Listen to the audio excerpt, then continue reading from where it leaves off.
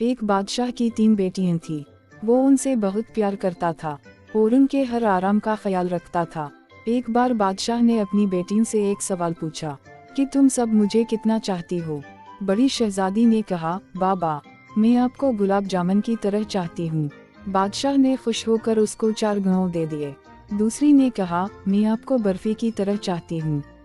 बादशाह ने इसको काफी बड़ा इलाका इनाम में दे दिया।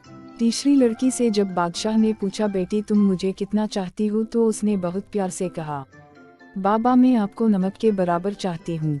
ये सुनकर बादशाह जलाल में आ गया। कहने लगा, तुम्हारी बहनें मुझसे इतना प्यार करती हैं और तुम नमक के बराबर। वो बहुत नाराज हुआ और छोटी बेटी को महल से निकाल दिया और कहा, अब कभी यहाँ कदम न रखना। वो जंगल की तरफ चली गई। वो वहाँ पहुंची तो बहुत डरी हुई थी। अचानक इसे घोड़े के दौड़ने की आवाज आई। वो डर कर एक दरख्त के पीछे छुप गई। एक शहजादे का उधर से गुजर हुआ। उसने शहजादी को देखा। फिर शहजादी से पूछा, तुम कौन हो? शहजादी ने कोई जवाब नहीं दिया। वो बेइज्जत था कि शहजादी अपने बारे में बताए कि वो तन्हा उस जंगल में क्यों रहती है। मजबूर शहजादी को सब कुछ बताना पड़ा। उसने शहजादी से कहा, क्या तुम मेरे साथ मेरे घर चलोगी?